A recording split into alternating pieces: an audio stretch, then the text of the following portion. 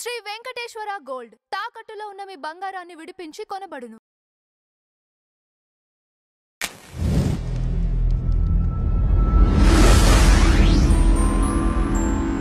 నమస్కారం నందం హరిచంద్ర గారు. నమస్కారం అంజుబాబు గారు. మన ఫ్లాష్ బ్యాక్ లో ఈరోజు మెలోడీ బ్రహ్మ ఎంఎస్ విశ్వనాథన్ గారి గురించి మాట్లాడుకుందాం. గొప్ప సంగీత దర్శకుడు ఆయన.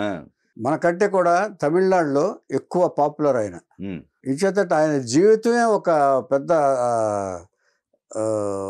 ఒక దీంట్లోంచి వచ్చింది. ఆయన కష్టపడి కింద స్థాయి నుంచి పైకొచ్చి అసలు సంగీతం అంటే ఏమిటో తెలియని కుటుంబంలో పుట్టి సంగీత విద్వాంసుడు అయ్యి సంగీత దర్శకుడు అయ్యాడు. ఎక్కువగా బాలచంద్ర గారికి ఇష్టం ఆయనకి. ఏమండి, తర్వాత అపూర్వ రాగంగాళ్ళని తూర్పు పడమర మా గురువు గారు తీసిన ఒరిజినల్ సినిమా ఉంది కదా, ఏళ్ళు స్వరంగళ్ళుకుల్ ఎత్తనై పాడల్.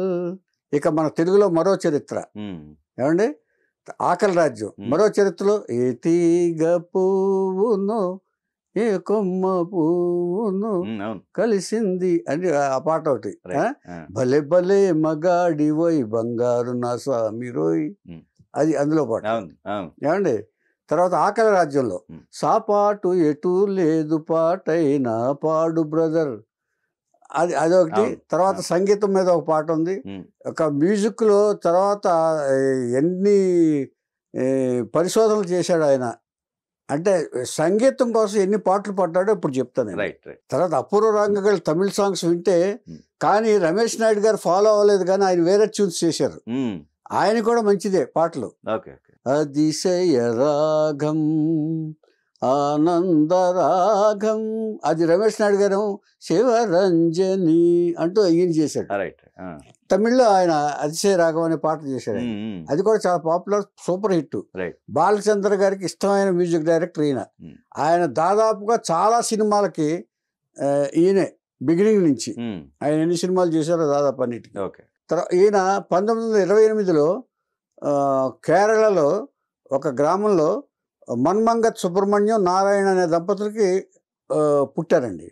ఏమండి, ఆ దంపతులకి 2 పిల్లలు, ఒకళ్ళు ఎంఎస్ విశ్వనాథన్, ఇంకొకళ్ళు ఒక అమ్మాయి. పరమ అసలు తినడానికి కూడా తిండి లేని పరిస్థితిలో వాళ్ళ కుటుంబం ఉండేది. చాలా దారుణమైన దుర్భర పరిస్థితుల్లో దారిద్ర్యం అనుభవిస్తూ ఉన్నారు వాళ్ళు.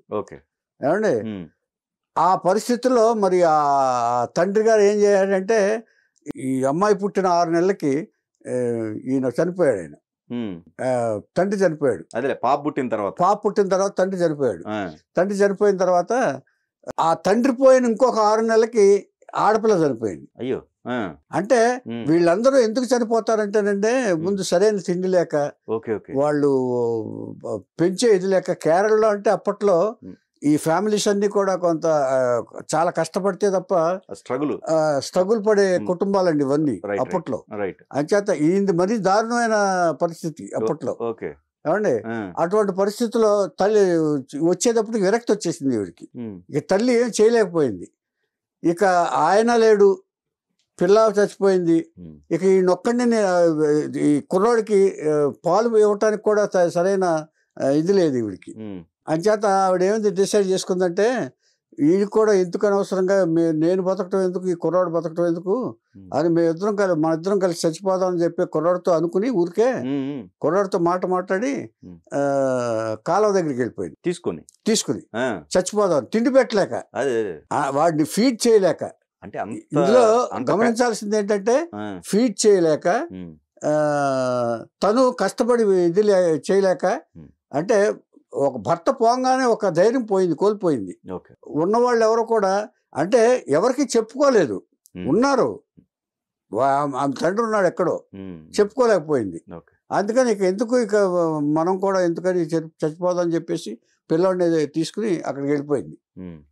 మన ఒక కాలువ దగ్గరికి వెళ్ళిపోయింది కేరళలో. కాలువ దగ్గర అప్పుడే వాళ్ళ నాన్న వస్తున్నాడు అటు. వచ్చేటప్పుడు కాలువ దగ్గరికి వెళ్ళేటప్పుడు పడబోతుంటే ఆ తండ్రి వచ్చి కాపాడాడు.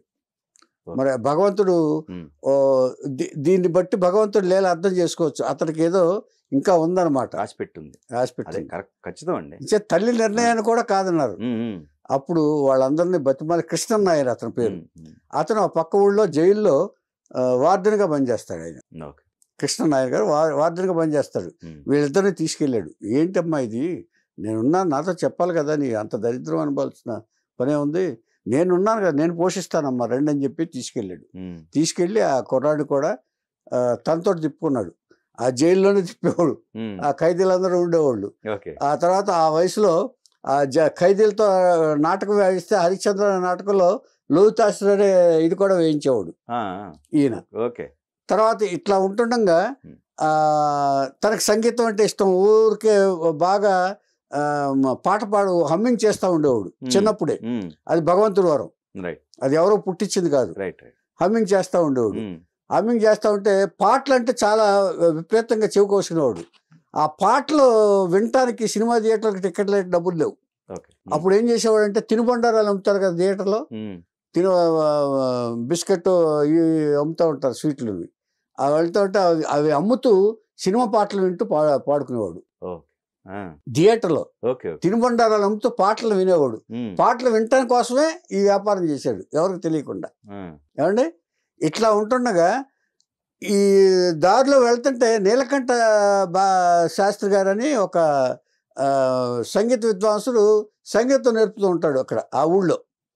ఇప్పుడు కేరళలో నా ఊళ్ళో అంతా మ్యూజిక్ టీచర్స్ ఉంటారు అక్కడ. ఆ పిల్లలకి సంగీతం నేర్పుతూ ఉంటే ఈయన వెళ్తూ గోడ పక్కన నిలబడి అది వింటూ ఉండేవాడు.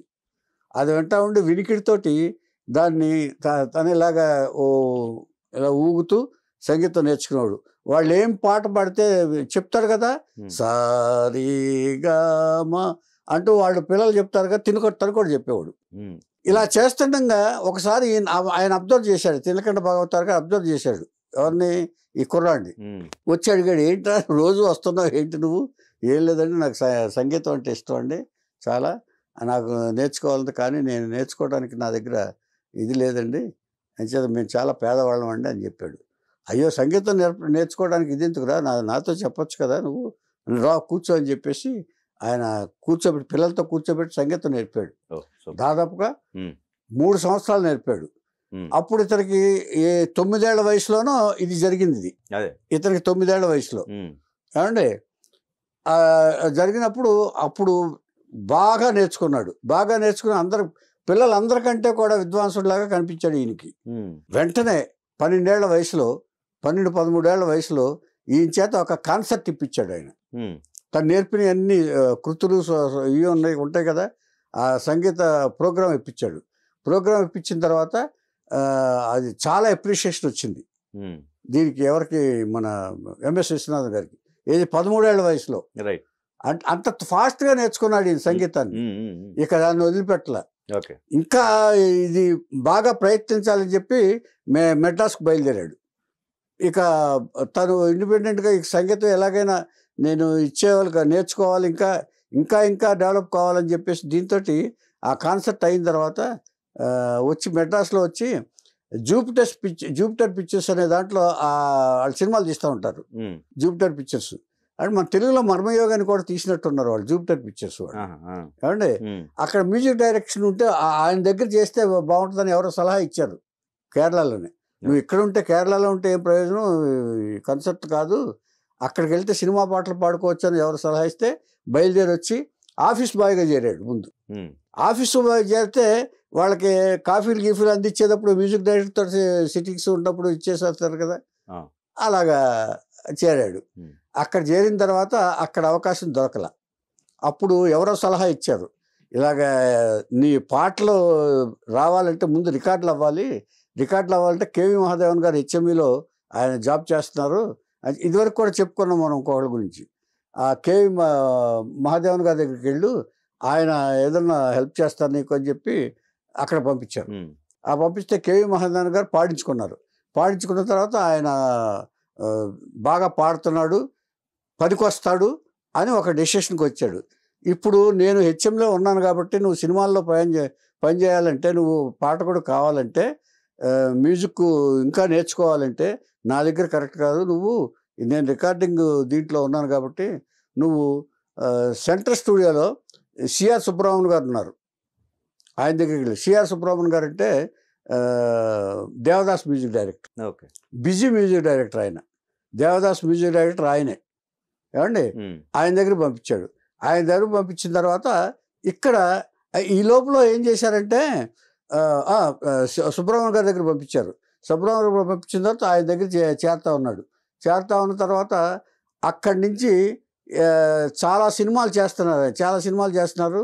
అక్కడి నుంచి మళ్ళీ ఏం చేశాడంటే టిఆర్ పాప అని మ్యూజిక్ కాన్సర్ట్స్ ఇచ్చే మన కచేరీలు చేస్తారు కదా, బయట ప్రోగ్రాంలు ఇస్తారు కదా, ఆ కచేరీలు చేస్తే మ్యూజిక్ యూనిట్ అని ఒకటి పెట్టుకున్నారు వాళ్ళు. దాంట్లో ఇచ్చారు. ఆర్కెస్ట్రా అంటే పెట్టుకుంటారు కదా, దాంట్లో కొన్ని వందల ప్రదర్శనలు అట్లా చేశాడు ఆయన. ఏమండి ఇది అయిన తర్వాత మళ్ళీ సుబ్రహ్మణ్యం గారికి చేరటం, బయట ఆ ప్రోగ్రాంలు చేరటం, అసలు మ్యూజిక్ అంటూ వదిలిపెట్టలే ఆయన. ఎక్కడ మ్యూజిక్ అంటే టిఆర్ పాప అని కూడా పెద్ద ఇది ఆయన మ్యూజిక్, ఆ యూనిట్ మెయింటైన్ చేస్తూ ఉంటాడు. అంటే ఔత్సాహిక గాయకులందరినీ, మ్యూజిక్ తెలిసిన వాళ్ళందరినీ పోగు చేసి యూనిట్ కింద పెడతాడు ఆయన. యూనిట్ పెట్టి ప్రోత్సాహపరుస్తాడు ఆయన. తర్వాత ఇక సిఆర్ సుబ్రహ్మణ్యం గారు బాగా ఇష్టమైన ఇదయ్యాడు. అక్కడే రామ్మూర్తి గారు అని, ఇదివరకు విశ్వనాథన్ రామ్మూర్తి అని కాంబినేషన్ ఉండేది. ఆ రామ్మూర్తి గారు అక్కడే పరిచయం అయ్యాడు ఆయన విశ్వనాథన్ గారు. ఆ తర్వాత వాళ్ళిద్దరూ మ్యూజిక్ చేసేస్తారు, వేరే విషయం. ఇలా ఉంటుండగా ఈ సుబ్బరామ దగ్గర చేస్తున్నప్పుడు వీళ్ళ దీన్ని గ్రహిస్తారు కదా వాళ్ళు, మన మిగతా వాళ్ళు మ్యూజిక్ ఎవరు బాగా చేస్తారు ఏంటనేది. అప్పుడు ఎంజీఆర్ గారికి మ్యూజిక్ చేసే అవకాశం ఒకటి వచ్చింది. విశ్వనాథ్ గారికి మ్యూజిక్ అవకాశం వచ్చింది. విశ్వనాథ్ గారి వాయిస్ చూసి ఆ వాయిస్ తర్వాత ఆయన వాయిస్ చాలా బాగుంటుంది. ఎలా బాగుంటుంది అంటే కలిసి ఉంటే కలిసి సుఖం అనే సినిమా ఘంటసాల గారు పాడారు కదా, ఘంటసాల గారు అర్థం అంటే మనసు ఉంది, అందమైన సొగసు ఉంది, దానికి ముందు హమ్మింగ్ ఒకటి ఇస్తాడు, తని తాని నానా అంటూ పాడతారు కదా, అది ఎంఎస్ విశ్వనాథ్ గారి వాయిస్. అంత నీట్గా ఉండేది ఆయన వాయిస్. ఏమంటే దానికి కావాలని అంత రేంజ్లో, ఆ రేంజ్ వాయిస్ ఉండాలంటే ఎంఎస్ విశ్వనాథ్ గారు కరెక్ట్ అని ఘంటసాల గారు కూడా ఆయనకు యాక్సెప్ట్ చేసి పిలిపించారు. ఏమండి అంటే అంత వాయిస్ చెప్తున్నా. అప్పుడు ఎంజీఆర్ గారికి మ్యూజిక్ చేసే అవకాశం వచ్చింది. మ్యూజిక్ చేసే అవకాశం ఉత్సాహంతో ఏం చేశాడంటే 4 పాటలు ఇచ్చేసేసి రికార్డ్ చేసేసి గురువు గారికి చూపిద్దామని, సుబ్రహ్మణ్యం గారి దగ్గరికి చూపిద్దామని తీసుకెళ్ళిపోతున్నాడు. అంటే ఫస్ట్ మ్యూజిక్ డైరెక్టర్ కదా, ఉత్సాహం వచ్చేసింది. గురువు గారికి వినిపిద్దామని తీసుకెళ్ళిపోతుంటే ఈ లోపల వార్త వచ్చి సుబ్రహ్మణ్యం గారు పోయారండి. సరే, సుబ్రహ్మణ్యం గారు పోయిన తర్వాత ఆయన పీశిష్యులు ఎవరున్నారు ఇప్పుడు? ఇక్కడ విశ్వనాథ్ గారు, ఈయన. దేవదాసులో ఇంకా 2 పాటలు బ్యాలెన్స్ ఉన్నాయి. జగమే మాయ మృతుకే మాయ, ఆ పాటలు ఈయన చేశాడు. ఇంత తెలిసి ఉండి అదొక పాట. ఈ 2 పాటలు విశ్వనాథ్ గారు చేశారు. విశ్వనాథ్ గారు, రామ్మూర్తి గారు ఉన్నారు కదా, వాళ్ళిద్దరు పీశిష్యులు. చాలా మంచి సాంగ్ అండి జగమే మాయ. వాళ్ళిద్దరు ఫినిష్ చేసి ఆయనకి ఇంకా 7 పిక్చర్లు ఉన్నాయి ఫినిష్ చేయాల్సింది. రీ రికార్డింగ్ తో సహా 7 పిక్చర్లు విశ్వనాథ్ గారు, రామ్మూర్తి గారు ఫినిష్ చేశారు. సో అంటే గురువుకి కృతజ్ఞతగా వాళ్ళు రుణం తీసుకున్నారు వీళ్ళు శిష్యులుగా. ఇక అక్కడి నుంచి వీళ్ళిద్దరు కాంబినేషన్ లో మ్యూజిక్ డైరెక్షన్ చేయడం మొదలు పెట్టారు. ఎవరో విశ్వనాథన్, రామ్మూర్తి. దాదాపుగా 100 సినిమాలు చేశారు తమిళ్లో. దాంట్లో బాలచంద్ర గారి సినిమాలే చాలా ఉన్నాయి. దాదాపు 30-40 సినిమాలు బాలచంద్ర గారే ఉన్నాయి. అంటే విశ్వనాథ్ గారిని ఎప్పుడు వదిలిపెట్టలే ఆయన. తర్వాత 100 సినిమాలు చేసిన తర్వాత వాళ్ళిద్దరి మధ్య నార్మలే కదా విడిపోవటం. రాజకోటిలో కూడా 100 సినిమాలు చేసిన తర్వాత విడిపోయారు. అలాగే వీళ్ళు కూడా ఎవరి దారి వాళ్ళు చూసుకుందాం అని చెప్పేసి ఒక ఇచ్చేసుకారు. ఈయన బయటకు వచ్చిన తర్వాత 700 సినిమాలు చేశాడు ఎంఎస్ విశ్వనాథన్ గారు. ఆయన రామ్మూర్తి గారు సెపరేట్గా వెళ్ళిపోయాడు ఆయన. కానీ చేశారు, కొద్ది ఎక్కువ చేయలే. విశ్వనాథన్ గారికి ఎక్కువ ఇది ఉండేది. ఇప్పుడు రాజకోటిలో కోటి ఎక్కువ ఇది వచ్చాడు. అవును. ఇలాగే ఎంఎస్ విశ్వనాథన్, రామ్మూర్తి గారిలో విశ్వనాథ్ గారికి ఎక్కువ హైప్ ఉండేది బాగా. తర్వాత ఈయన బాలసుబ్రహ్మణ్యం గారు ఒకసారి వెళ్ళి నాకు పాట అవకాశం ఉండంటే, అంటే ఇది ఆయన మ్యూజిక్ సంబంధించింది. అంటే ఎక్కువ తమిళ చిత్రాలు చేశాడు ఆయన. మన తెలుగులో బాలచంద్ర గారు చేసిన నాలాగా ఎందరోకి నంది అవార్డు కూడా వచ్చింది ఆయనకి. నాలాగా ఎందరో సినిమాకి మ్యూజిక్ చేశాడు ఆయన. తర్వాత బాలచంద్ర గారి సినిమాలు ఎక్కువ తెలుగులో మనకు చేసింది ఆయనే. ఏమండి చాలా మంచి పాటలు చేశాడు ఆయన. తర్వాత ఇది వచ్చిన తర్వాత బాలసుబ్రహ్మణ్యం ఒకసారి వెళ్ళి నాకు అవకాశం ఇవ్వండి సార్ అంటే, నీకు తమిళ్లో ఒక పాట పాడన్నాడట. రాములో పాట తమిళ్లో పాట పాడాడు. మంటలు రేపే నెలరాజు అని తమిళ్లో పాడాడు ఆయన. తమిళ్లో పాడితే ఈ తమిళ పాటని నీ చేత ఇలాగ పాడిచ్చాను అనుకో నన్ను చెప్పుతో కొడతారయ్యా, తమిళ్ నేర్చుకునిరా అప్పుడు ఇస్తారు అన్నాడు. ఆ మాట పట్టుకుని బాలసుబ్రహ్మణ్యం గారు నేర్చుకుని అప్పుడు వెళ్ళి ఆయన విపరీతమైన అవకాశాలు ఇచ్చాడు. బాలసుబ్రహ్మణ్యం గారికి ఒక మోటివేషన్ క్రియేట్ చేసింది ఎంఎస్ విశ్వనాథ్ గారు. అంటే తమిళ్ నేర్చుకోవడానికి. లేకపోతే తమిళ్లో అన్ని పాటలు పాడేవారు కాదు ఎక్కువ. మొత్తం అందరు మ్యూజిక్ డైరెక్టర్ దగ్గర ముందు ఎంఎస్ విశ్వనాథ్ గారి దగ్గరికి వెళ్ళాడు ఈయన. అంటే ఎవరైనా ముందు వెళ్ళేది అక్కడికే ఆయన. ఎంఎస్ విశ్వనాథ్ గారు అంటే సంగీత ప్రభు ఆయన ఏమండి. ఇలా వెళ్తున్నాడు. ఇలా వెళ్తుండగా ఈయన మొత్తం ఈయనకి 4 కొడుకులు, 2 అమ్మాయిలు. ఆ కొడుకుల్లో ఒకడు డైరెక్టర్ గోపికృష్ణ. ఆ గోపికృష్ణ అనేవాడు కూడా పిక్చర్ డైరెక్ట్ చేశాడు. పిక్చర్ డైరెక్ట్ చేసిన తర్వాత ఈయన ఈ గోపికృష్ణే ఈ సులక్షణ అనే అమ్మాయి, మనకి ఒక అమ్మాయి హీరోయిన్ ఉంది మనకి, చంద్రమోహన్తో చేసిన శుభోదయంలో, ఆ అమ్మాయిని పెళ్లి చేసుకున్నాడు. ఇలా ఇండివిజువల్గానే ఎంఎస్ విశ్వనాథ్ గారికి 700 సినిమాలు దాదాపు ఇండివిజువల్గా చేశారు. అంటే ఎప్పుడైనా ఇద్దరిలో ఒకళ్ళకే ఎక్కువ పేరు వస్తుందండి ఎప్పుడైనా మ్యూజిక్ డైరెక్టర్స్లో. అంటే 700లో 100 ఉన్నాయి ఆయన కాంబినేషన్ ఉన్నాయి, 600 అనుకోవచ్చు ఆయన. కాదు, అది కాక 700 సినిమాలు చేశాడు. Okay okay. అప్పుడు పాటలు కూడా 500 పాటలు పాడాడు ఈయన తమిళ్లో, ఇక్కడ కాదు తెలుగులో కాదు. తెలుగు ఇందాక హమ్మింగ్ చెప్పాను కదా. ఆ తర్వాత ఇది అయిన తర్వాత ఎస్పి బాలసుబ్రహ్మణ్యం గారు తన కృతజ్ఞతగా ఇక్కడ సభ పెట్టి ఎంఎస్ విశ్వనాథన్ గారికి ఈటీవీ స్వరాభిషేకం అది చేసేటప్పుడు ఈయన్ని సత్కరించాడు ఆయన. ఈయన్ని భారతీ రాజాని వీళ్ళందరినీ పిలిచి తను ఒక సభ పెట్టి ఎంఎస్ విశ్వనాథ్ గారిని నాకు ఇలాగ చేశారని చెప్పి అప్పుడే చెప్పాడు ఈయన. తమిళ్ నేర్చుకోమని నాకు అవకాశం ఇచ్చారు, లేకపోతే ఇన్ని పాటలు నేను పాడగలిగేవాడిని కాదు, ఇవాళ నేను రికార్డులో ఉన్నానంటే అని చెప్పాడు. ఈయనకి 4 కొడుకులు 3 కూతుళ్ళు. ఈయన కొడుకు కూడా ఒక డైరెక్టర్ అండి, గోపికృష్ణ అని సినిమా తీసాడు. సిల్క్ స్మిత్ తోటి ఎక్కువ సినిమా తీశాడు ఆయన. తర్వాత సిల్క్ స్మిత్ అనే యాపిల్ కొరికితే దాన్ని కొన్నది ఈయనే. అది ఆ కథలో చెప్తాను నేను. సులక్షణ గారి కథ చెప్పినప్పుడు చెప్తాను, స్మిత కథ చెప్పినప్పుడు చెప్తాను నేను దీని గురించి. అది ఎందుకు కొన్నాడు ఏమిటనేది, ఆ కనెక్షన్ ఏమిటనేది చెప్తాను నేను. ఏమంటే ఆయన ఒక లవ్ స్టోరీ, ఏది ఎంఎస్ విశ్వనాథ్ గారి అబ్బాయిది. అది ఒక చిన్న కథ ఉంది, వాళ్ళ అబ్బాయి లవ్ స్టోరీ కూడా కథ ఉంది. ఆ సులక్షణ కూడా ఒక కథ ఉంది. శుభోదయంలో చంద్రమోహన్తో వేసింది ఆవిడ. తర్వాత ఆ కాంబినేషన్ చెప్పినప్పుడు చెప్తా. అంటే ఇప్పుడు ప్రస్తుతం మనం ఎంఎస్ విశ్వనాథ్ గారినే చెప్తున్నాం. ఇక ఈయనకి బిరుదు కింగ్ ఆఫ్ లైట్ మ్యూజిక్ అని ఒకటి ఉంది, కింగ్ ఆఫ్ లైట్ మ్యూజిక్. ఏమండి తర్వాత Kalaimamani jewel of art Tamil Nadu government ఇచ్చింది. ఏమండి ఈయన స్వార్థరహిత యోగి పొంగవుడు అని రజనీకాంత్ ఇచ్చాడు పేరు ఎంఎస్ విశ్వనాథ్ గారు. ఆయన పాటలు వింటుంటే అసలు అలాగా ఆయనకి ఏమీ లేదు, సంగీత సాగరం ఆయన అని చెప్పి చాలా వాళ్ళందరికీ ఎక్కువ ఇష్టం వీళ్ళకి. ఏం చేద్దంటే దేవుడే ఇచ్చాడు వీధి ఒకటే రజనీకాంత్కి ఫస్ట్ పాట ఈయనే ఎంఎస్ విశ్వనాథ్ గారు. దీంట్లో అంతులేని కదా, అంతులేని కథలో తాళి కట్టు శుభవేళ అది కూడా ఈ ఎంఎస్ విశ్వనాథ్ గారి బాలచంద్ర గారి సినిమాల్లో ఈయన చెప్పలేదు ఇందాక, అందుకని ఇప్పుడు చెప్తున్నా. రజనీకాంత్కి ఫస్ట్ పాట ఈయనే, అందుకని రజనీకాంత్ ఈయనంటే బాగా మంచి అభిమానం. తర్వాత ఎంఎస్ విశ్వనాథ్ గారు అంటే ఎవరైనా సరే మంచి అభిమానం, సంగీత నిధి అంటారు. ఏమండి తర్వాత ఇళయరాజా కూడా ఈయన దగ్గర పనిచేశాడు. ఆ తర్వాత ఇళయరాజా దగ్గర ఈయన పనిచేశాడు. పరిస్థితి సినిమాలు తగ్గిన తర్వాత అంటే గురువుని గౌరవించుకున్నాడు ఇళయరాజా. గురువుని గౌరవించి ఎంఎస్ విశ్వనాథ్ గారికి ఆ కండక్టింగ్ అప్ చెప్పేవాడు ఆయన, ఇచ్చేసి మొత్తం కొంతకాలం పనిచేశారు ఆయన. ఇలా అంటే ఇవన్నీ సాధారణమే. ఏం చేద్దంటే గురువు గారిని ఇది అంటే ఆయనకి ఇవ్వాల్సిన గౌరవం ఇస్తూనే గౌరవం ఇస్తూనే మీరు అలా కూర్చోండి గురువు గారు అని చేయించుకోవటం, మీరు పని లేకుండా కూడా మీరు అలా కూర్చోండి, ఏదైనా సలహాలు ఉంటే ఇవ్వండి అని చెప్పి చేసేవారు. ఆ తర్వాత సత్యభామ యూనివర్సిటీ డాక్టరేట్ ఇచ్చింది మ్యూజిక్ లో. Jayalalithaa emperor of cine music అని ఇచ్చింది జయలలిత గవర్నమెంట్ ప్రత్యేకంగా. ఎంపరర్ ఆఫ్ సినీ మ్యూజిక్ ఇచ్చింది. తర్వాత ఇంకొక ప్రత్యేక విషయం ఏంటంటేనండి, సినీ తారలతోటి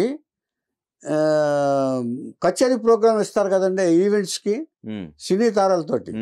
ఇది వరకు అసలు స్టార్ట్ చేసింది ఈయనే. ఈవెంట్స్ టైప్లో ఇప్పుడు ప్లేబ్యాక్ సింగర్స్ వచ్చి ప్రోగ్రాంలు ఇస్తూ ఉంటారు కదా. అసలు ఫస్ట్ ఎంఎస్ విశ్వనాథ్ గారే ఆర్కెస్ట్రాతో స్టార్ట్ చేశాడు ఆయన. ఆయన తర్వాతే మిగతా వాళ్ళందరూ ఓహో ఇలా ఇవ్వచ్చు కదా సినిమా తారలు తీసుకెళ్ళి మనం అట్రాక్టివ్గా తీసుకొచ్చి అని ఆయన ఇచ్చేసాడు ఆయన.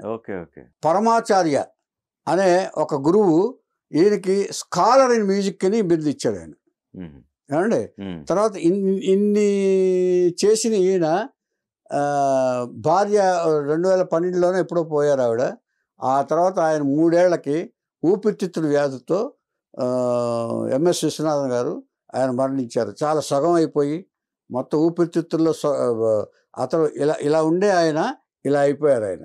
బాలసుబ్రహ్మణ్యం గారు అమెరికాలో ఉన్న టైంలో ఆయన చాలా ఫీల్ అయ్యారు, నేను లేనప్పుడు ఆయన ఇదైపోయారని చెప్పి వచ్చిన తర్వాత ఇంటికి వెళ్ళి పలకరించారు.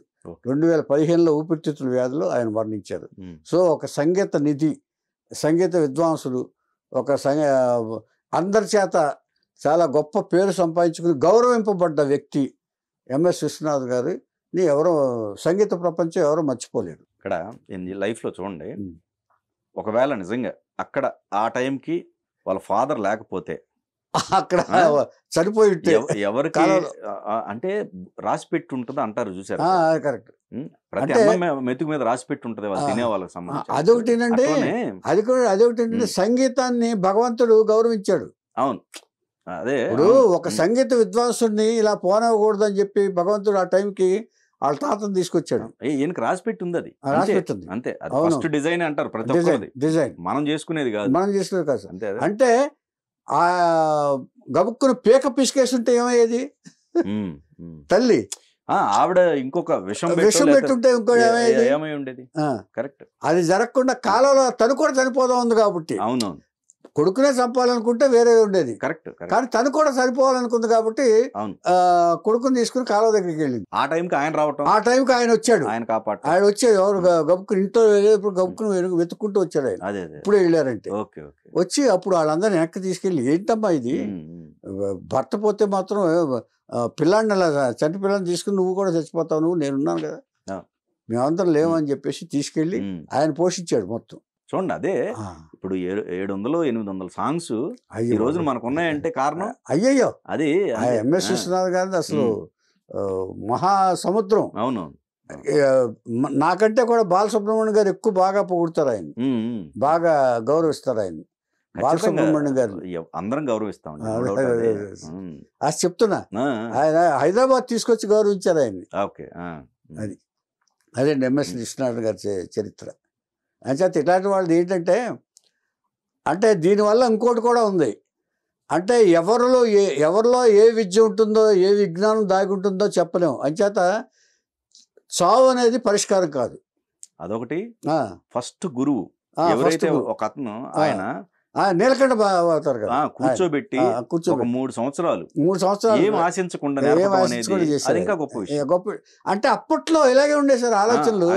ఇప్పట్లాగా నువ్వేమిస్తావు నాకేమిస్తావు అనేది ఉండేది సార్, కమర్షియల్ అనేది కాదు.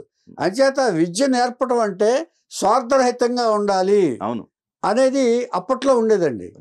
విద్య నేర్పడం అంటే డబ్బుల కోసం అస్సలు చేసేవాళ్ళు కాదు సార్. అవును, అందుకనే అప్పుడు వర్ణాశ్రమ ధర్మాలు అంటారు, ఆశ్రమ ధర్మంగా విద్య నేర్పేవాళ్ళండి. తర్వాత భోజనం కూడా పెట్టి. ఈ రోజుల్లో ఎల్కేజీ 5 లక్షలు, యూకేజీ 10 లక్షలు, పెద్ద స్టడీస్. ఇవాళ అసలు కంప్లీట్ పొల్యూట్ అయిపోయింది. అంటే మనుషులు పొల్యూట్ అయిపోయారు, ఆలోచనలు పొల్యూట్ అయిపోయి ఇవాళ అలా ఎవరు ఆలోచిస్తారు సార్? ఏమండి, ఆ వేళ ఋషుల కాలం కాబట్టి ఋషుల ధర్మాలు ఉండేవి కాబట్టి అవన్నీ పాటించారు వాళ్ళు. సంగీతాన్ని కూడా ఋషి ధర్మంగానే పాటించారు. అంటే అలాగే నేర్పారు తిండి పెట్టి. దీనికంటే ఘంటసాల గారిది ఇది ఉందండి. ఘంటసాల గారికి ఆ వేళ ఎంతమంది పెట్టారండి అది నేను చెప్తాను. ఘంటసాల గారు చాలా ఉంది చెప్పాల్సింది. పట్టాణి సీతారామ శాస్త్రి గారు ఆయన నేర్పారు. ఆయన నేను చెప్తానండి దాన్ని. తప్పకుండా. ఇది ఎంఎస్ విశ్వనాథ్ గారి చరిత్ర.